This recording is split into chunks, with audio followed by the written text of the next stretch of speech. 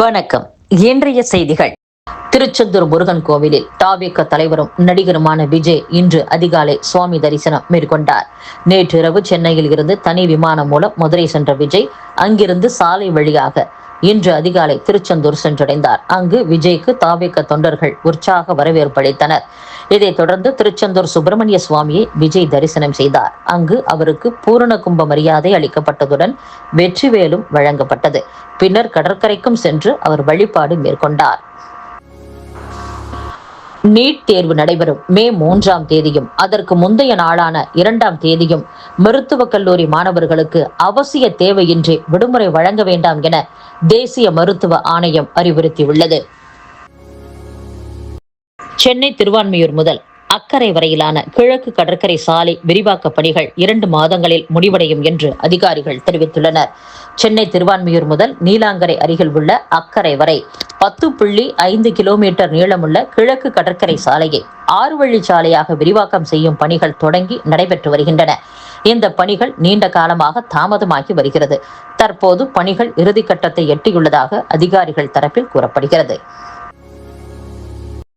தமிழகத்தில் கோடை வெயில் காரணமாக தினசரி மின் நுகர்வு கடந்த ஏப்ரல் 22ஆம் தேதி 20,060 மெகாவாட் வரை உயர்ந்து புதிய உச்சத்தை எட்டியுள்ளது.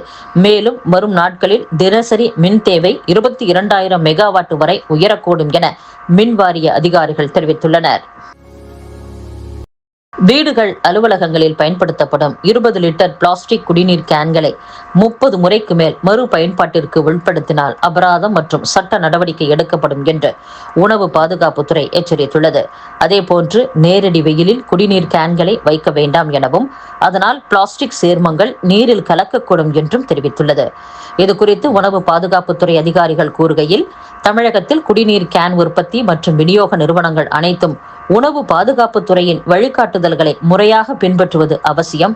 முறையான அனுமதி இல்லாமலோ தரமில்லாமலோ குடிநீர் விற்பனை செய்தால் கடும் நடவடிக்கை எடுக்கப்படும். குறிப்பாக குடிநீர் கேன்களின் லேபிள்களில் உற்பத்தி நிறுவனம் மற்றும் உற்பத்தியாளர் பெயர், தயாரிப்பு தேதி, காலாவதி தேதி கண்டிப்பாக இடம்பெற்றிருக்க வேண்டும் என்றும் இந்த விதிமுறைகளை மீறும் கடைகள் மற்றும் தொழிற்சாலைகளுக்கு 5,000 ரூபாய் அபராதம் விதிப்பதுடன் சட்ட நடவடிக்கையும் எடுக்கப்படும் என்று கூறியுள்ளனர். மூதாட்டி மீது மிளகாய் பொடியை தூவி நகை பறிப்பில் ஈடுபட்ட கல்லூரி மாணவிகள் உட்பட 3 பேர் கைது செய்யப்பட்டுள்ளனர். ராமநாதபுரம் மாவட்டம் நரிப்பையூர் பகுதியைச் சேர்ந்த மாரியம்மாள் என்பவர் கடந்த சில நாட்களுக்கு முன்பு வீட்டில் தனியாக இருந்தபோது அங்கு வந்த 2 இளம் பெண்கள் உள்ளிட்ட 3 பேர் குடிக்க தண்ணீர் கேட்டுள்ளனர். மாரியம்மாள் வீட்டிற்குள் தண்ணீர் எடுக்க சென்றபோது பின்தொடர்ந்து சென்ற அந்த கும்பல் மூதாட்டியின் கண்ணில் மிளகாய் பொடியை தூவி அவரை தாக்கியுள்ளது. பின்னர் அவர் அணிந்திருந்த 6 சவரன் தங்க சங்கிலி மற்றும் 1 சவரன் மோதிரம் ஆகியவற்றை பறித்து கொண்டு அந்த கும்பல் தப்பியோடியது. இந்த சம்பவம் குறித்து சாயல்குடி போலீசார் வழக்கு பதிவு செய்து குற்றவாளிகளை பிடிக்க தனிப்படை அமைக்கப்பட்டது. போலீசார் நடத்திய தீவிர விசாரணையில் இந்த நகைப்பறிப்பில் ஈடுபட்டது தூத்துக்குடியைச் சேர்ந்த 17 மற்றும் 18 வயதுடைய 2 கல்லூரி மாணவிகள் மற்றும் அதே பகுதியைச் சேர்ந்த கர்ணன் என்பவரும் என்பது தெரிய வந்துள்ளது. இதையடுத்து தூத்துக்குடியில் பதுங்கியிருந்து மேற்சொன்ன 3 பேரையும் பிடித்த தனிப்படை போலீசார் அவர்களை கைது செய்தனர். மேலும் அவர்கள் தூத்துக்குடியில் உள்ள ஒரு அடகு கடையில் அடகு வைத்திருந்த நகைகளையும் போலீசார் மீட்டுள்ளனர். போதைப் பொருள் வழக்கில் தேடப்பட்டு வந்த தாதா தாவூத் இப்ராஹிமின் நெருங்கிய கூட்டாளியான சலீம் டோலா இந்தியாவுக்கு நாடு கடத்தப்பட்டான். சர்வதேச போதைப் பொருள் கடத்தலில் முக்கிய புள்ளியாக கருதப்படும் சலீம் டோலா மீது நம் நாட்டில் போதைப் பொருள் தடுப்பு சட்டத்தின் கீழ் 10 வழக்குகள் உள்ளன. குறிப்பாக மகாராஷ்டிராவின் சாங்கிலி மாவட்டத்தில் கண்டறியப்பட்ட 252 கோடி ரூபாய் மதிப்பிலான MD எனப்படும் மெப்பட்ரான் போதைப் பொருள் பிடிபட்ட வழக்கின் முக்கிய குற்றவாளி இவன்தான்.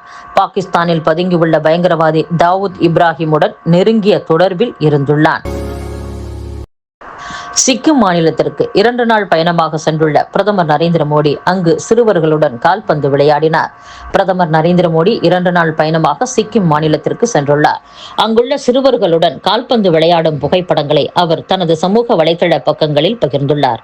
அதில் சிக்கிம் கேங்டாக்கில் ஒரு அருமையான காலை பொழுதில் என் இளம் நண்பர்களுடன் கால்பந்து விளையாடுவதை போன்று வேறெதுவும் இல்லை என்றும், மற்றொரு பதிவில் சிறுவர்களுடன் ஒரு உற்சாகமூட்டும் கால்பந்து ஆட்டம் என்றும் பதிவிட்டுள்ளார்.